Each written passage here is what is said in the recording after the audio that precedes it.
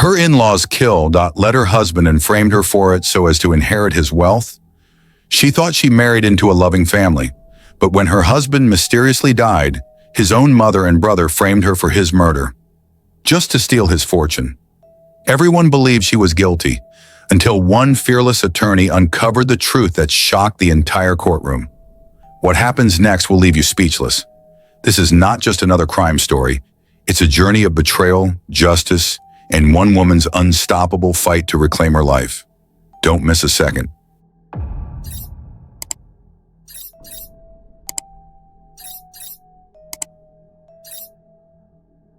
It was a sunny morning in Charleston, South Carolina, when Olivia Bennett prepared breakfast for her husband, Ethan. Their lakefront home was peaceful, the type of place most couples dreamed of retiring to. But for Olivia, it was just the beginning of what she hoped would be a long and happy marriage. Ethan, a respected real estate developer, had recently made headlines for closing a multi-million-dollar eco-resort deal that would expand their wealth and influence. To the outside world, they were the picture of success and love. But behind closed doors, things were different. Olivia had felt tension between her and Ethan's family since the wedding. His mother, Dolores, always had a sharp tongue and a colder demeanor when Olivia entered the room. Ethan's brother, Greg, seemed overly interested in Ethan's business, constantly asking about insurance, trusts, and company shares. Olivia brushed it off as paranoia until one fateful night. It started with a celebration. Ethan had just finalized another massive deal, and they invited a few close friends and family over for dinner. Everything seemed normal. Laughter echoed through the hallways, champagne flowed, and Ethan couldn't keep his hands off Olivia. But later that night, he complained of feeling lightheaded. He stumbled, collapsed, and by the time the ambulance arrived, it was too late. Olivia was devastated. She clung to Ethan's lifeless body, her screams echoing down the hospital hallway. But her world shattered again just 48 hours later, when Charleston PD arrived at her door with an arrest warrant. "Olivia Bennett, you are under arrest for the murder of your husband, Ethan Bennett," the officer said. "What? That's impossible. I would never," she stammered, confused and horrified. The evidence was damning. Toxicology reports showed traces of poison in Ethan's system, fingerprints on the wine glass. A suspicious life insurance policy recently adjusted to name Olivia as the sole beneficiary. Even text messages, faked ones, suggested Olivia was having an affair and plotting her husband's death. It all pointed to her. But Olivia knew the truth. Someone was framing her. And she had a gut feeling exactly who was behind it. Ethan's family.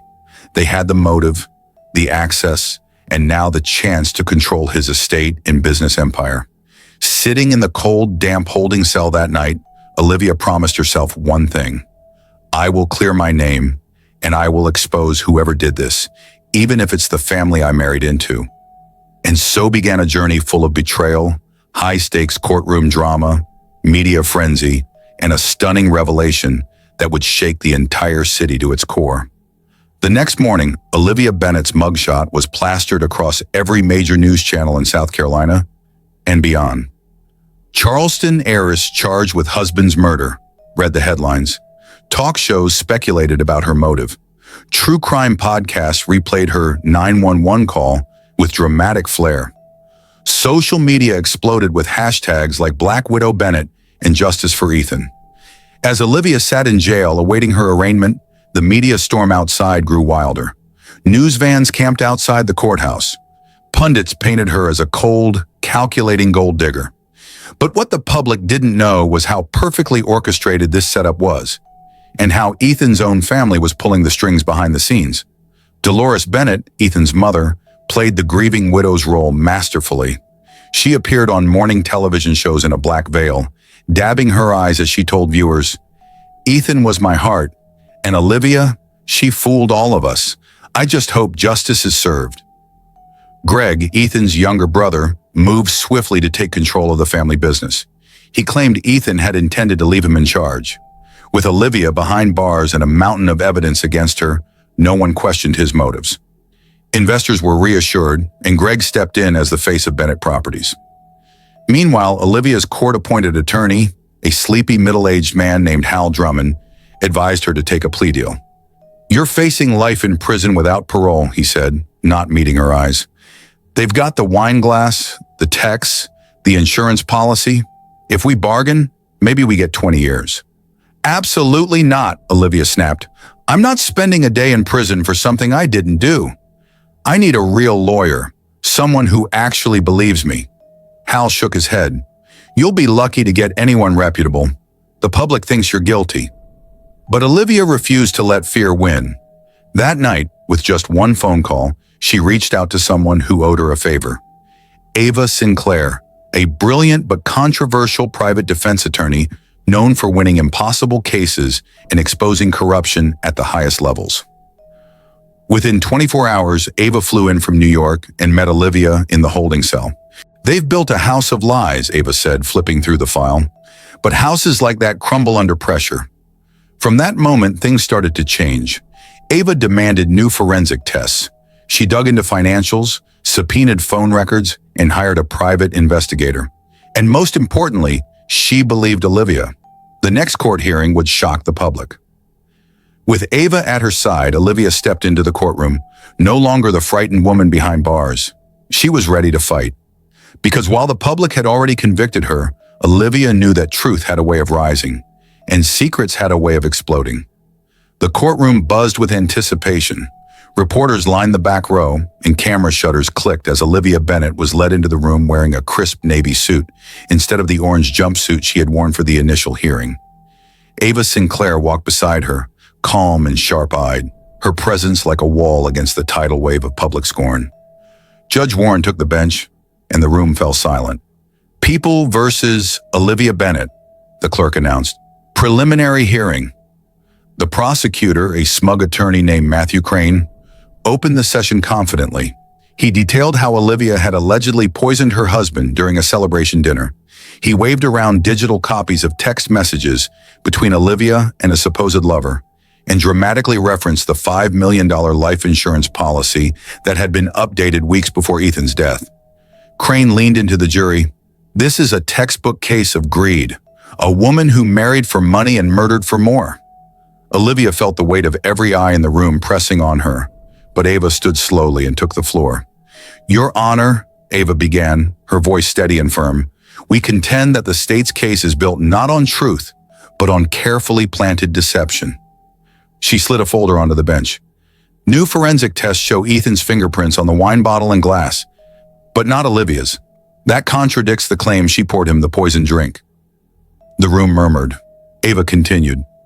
"Additionally, we traced the phone number that sent the incriminating text to a prepaid burner registered under an alias, one connected to Gregory Bennett, the victim's brother."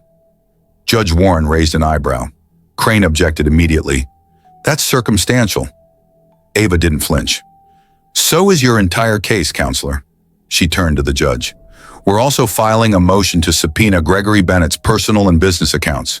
Our investigators found recent wire transfers totaling over $750,000 to a private investigator, a digital reputation manager, and a toxicologist in Atlanta." Ava turned to the gallery where Greg sat beside his mother, and Olivia caught the first glimpse of fear flash across his face.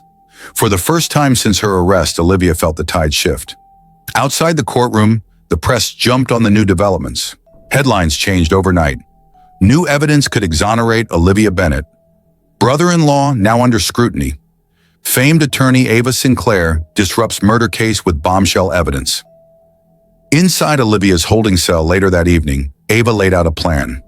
"We're going to follow the money, trace every lie, and expose the cracks in their perfect story. But it won't be easy. They've covered their tracks well." Olivia looked at her attorney, hope rekindling in her eyes. "Whatever it take," she said. "They ruined my life. I want the truth to destroy theirs." Ava gave a small, knowing smile. "Then buckle up, Olivia, because this ride is just getting started." While the media fixated on the courtroom drama, Ava Sinclair and her team worked around the clock behind the scenes. The private investigator she hired, Darren Keene, had a reputation for digging where others feared to look, and within days he struck gold. "Olivia," Ava said as she stepped into the holding cell one rainy afternoon, "we found something. and it's going to blow the roof off this case. Darren had recovered security footage from the Bennett's lake house. Most of the cameras had been wiped clean the day after Ethan's death, but one, tucked behind a bookshelf in the study, had been overlooked. Ava pressed play on her laptop. Olivia leaned in as the grainy video played. The timestamp showed the night of the celebration. Ethan sat on the couch laughing, sipping from a wine glass. Then Greg walked into the frame. He leaned over the coffee table, opened a small vial, and tilted it into the open bottle. Olivia gasped. That's the same bottle from the dinner. There's more, Ava said. Later in the footage, Dolores entered. Her voice, though muffled, was caught clearly enough. Make sure it's done before midnight. She needs to look like the killer. That single sentence was the smoking gun. Ava filed an emergency motion to present the newly recovered footage to the judge. But before they could schedule the hearing, news broke that shook the city. Greg Bennett had just listed one of Ethan's properties, an oceanfront condo worth $3.2 million for sale. The timing was suspicious.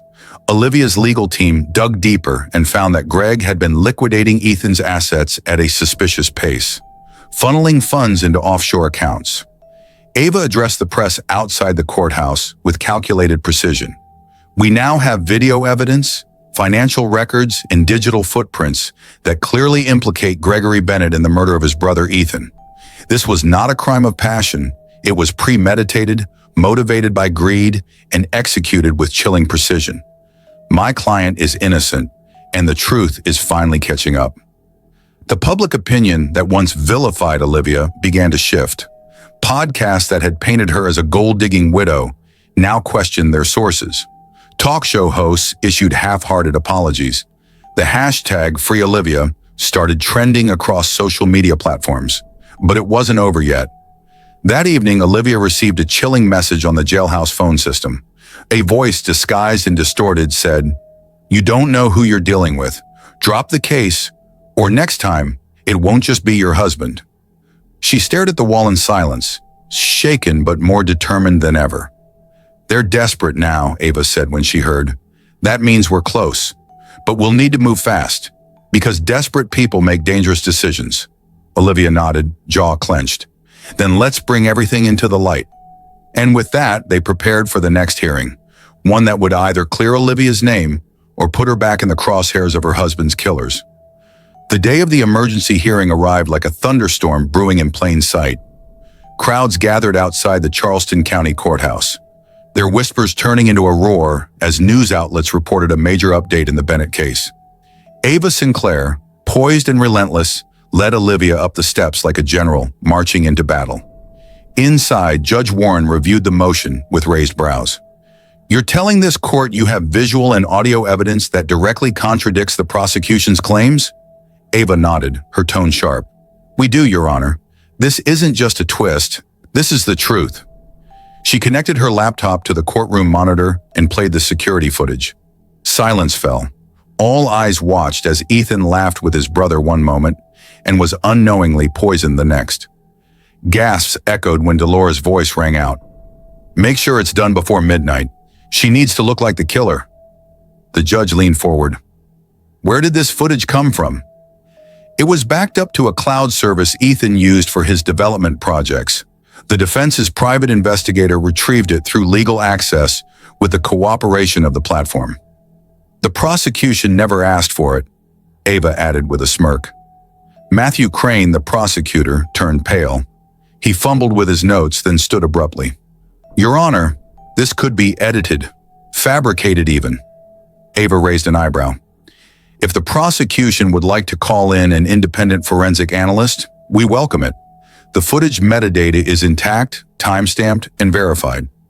Judge Warren nodded slowly. "The court accepts this into evidence and orders an immediate review of the original forensic findings. Furthermore, the court is issuing a summons for Gregory Bennett and Dolores Bennett to appear for questioning." From the gallery, Greg shot to his feet, shouting, "This is insane! She's setting us up!" Security moved in to calm him as whispers erupted across the courtroom. Outside, chaos reigned. News anchors reported live as Greg and Dolores were escorted out of the building under suspicion. Reporters shoved microphones toward Olivia, but she kept her head down. Ava handled the press with expert finesse. Let me be clear, Ava said to the cameras. This case is about more than a wrongful accusation. It's about a corrupt family trying to bury the truth, and a woman who refused to stay buried with it. Back at the detention center, Olivia finally allowed herself to cry, not from fear, but from relief. The walls that had closed in on her for weeks were finally cracking. You think they'll be arrested? Olivia asked Ava. Not yet, but they're losing control, Ava replied. People like that crumble when the spotlight burns too hot. Later that night, the news broke wide. A warrant was issued for Greg's arrest on charges of fraud and obstruction of justice. Dolores was placed under investigation. The empire they'd tried to steal was turning to dust in their hands. But Olivia knew better than to celebrate too soon. There was still one more move to make. One final revelation that could either free her forever or plunge her back into the shadows. Olivia sat in the quiet of the holding cell, her heart racing. The walls felt different now, not like a prison, but like the edge of a battlefield. With the video evidence presented, public opinion had turned swiftly, but she knew Greg and Dolores weren't done fighting. People that evil don't give up easily. They double down. Ava burst through the doors that evening, phone in hand and fire in her eyes. They're running, she said. Greg and Dolores cleaned out their accounts this morning. We got confirmation they booked a private flight out of Savannah to the Cayman Islands. Are they gone? Olivia asked, her voice shaking. Number Homeland Security flagged them before takeoff. They're in custody now, Ava replied. But Olivia, there's something else. Something you need to see. Ava handed her the phone. A grainy video played. Greg, in an interrogation room, pacing like a caged animal. The audio kicked in. It was her idea, Greg growled, pointing off camera. My mother. She said we'd lose everything to that gold-digging witch if Ethan stayed married to her. She planned it. I just followed orders. Olivia's knees buckled. She wanted Ethan out of the way, she whispered. Her own son? Ava nodded. It gets worse. Your marriage contract had a clause that Ethan's assets would go to you if he died without a will, which he didn't update. They wanted it all. So they framed you, hoping to take over his business before the truth could surface. Tears streamed down Olivia's cheeks, but she didn't cry for herself anymore. She cried for the man she loved, betrayed by the very people who were supposed to protect him. Ava continued, We just got the judge to approve an early release. You're going home, Olivia. Later that night, after 43 days behind bars, Olivia walked out of the Charleston Detention Center. Cameras flashed as she emerged holding Ava's hand. But this time, no one shouted accusations. No one called her a murderer. Instead, reporters asked if she had anything to say to the world. Olivia stepped up to the mic, her voice calm, her eyes fierce. I was framed, lied about, humiliated.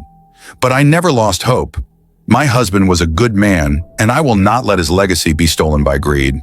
This isn't just justice for me, it's justice for Ethan. The city erupted in support. Olivia's story was no longer just a scandal. It was a redemption saga. News outlets now called it one of the greatest courtroom turnarounds in modern history. But Olivia had one more move to make. The next day, she filed a civil suit against Greg and Dolores for emotional distress, attempted theft, and conspiracy to commit murder. Her team also initiated proceedings to dissolve all of Ethan's business partnerships tied to the Bennett family. They didn't just want her gone, they wanted everything. Now she wanted it back. 3 months later, the Bennett name had become a symbol of scandal and betrayal. Ethan's former empire, once admired and envied, was in ruins. With Greg behind bars awaiting trial and Dolores placed under house arrest with federal monitoring, Olivia Bennett finally stepped into the light. Not as a widow or a victim, but as a survivor determined to rebuild what was stolen. She stood at the helm of Bennett Properties, now rebranded as Bennett Legacy Holdings, surrounded by a new board and a trusted legal team. Investors who once withdrew had returned, offering apologies and fresh capital. The story of the falsely accused woman who exposed a family conspiracy had touched hearts nationwide, and it was proving profitable. But Olivia's transformation wasn't just professional. She started a foundation in Ethan's name to help wrongfully accused individuals, using her own experience as a rallying point. She gave interviews not for fame, but to control the narrative and to speak directly to others who had been silenced. "It's not just about clearing your name," she said during a primetime interview. "It's about reclaiming your voice, your peace, and your purpose." Behind the scenes, Greg tried to make a deal, offering a full confession in exchange for a reduced sentence. But Olivia refused any compromise. "He didn't hesitate to destroy me. I won't hesitate to make sure he faces every consequence." The final blow came when Dolores was forced to testify under oath. Her calm facade crumbled. The recordings, bank records, and Greg's confession were undeniable. With tears in her eyes, not from guilt, but from defeat, Dolores finally admitted her role in orchestrating the entire plot. "He was going to leave the company to her," she whispered in court. "We couldn't let that happen." The courtroom fell silent. When the verdicts were delivered, the world watched. Greg Bennett, guilty on all counts. Dolores Bennett, guilty of conspiracy, obstruction, and tampering with evidence. The judge's sentence was swift and unforgiving, decades behind bars. As Olivia walked out of the courthouse, reporters swarmed. But this time she paused to speak. This was never just about money or status. It was about love. It was about a man who deserved better from his own blood. And it was about the truth. Justice didn't come easy, but it came. And that means everything. Back at home, Olivia stood on the porch of the lake house where it all began. The place Ethan loved. The place they shared dreams and, tragically, their final moments together. She looked out over the water, the wind brushing her face. "I did it, Ethan," she whispered. "They tried to erase me, but I stood up. For you. For us." As the sun dipped below the horizon, she felt something she hadn't in months. Peace. And from that moment forward, Olivia Bennett didn't just live in the shadow of tragedy. She lived in the light of truth, power, and purpose. Olivia's story is a powerful reminder that the truth always finds its way to the surface, no matter how deeply it's buried. Framed by those closest to her and left for ruin, she refused to stay silent. With courage, resilience, and the help of a relentless attorney, she cleared her name and reclaimed everything that was taken from her. If this story moved you, inspired you, or made you believe in justice again, don't forget to give this video a thumbs up. Drop a comment below.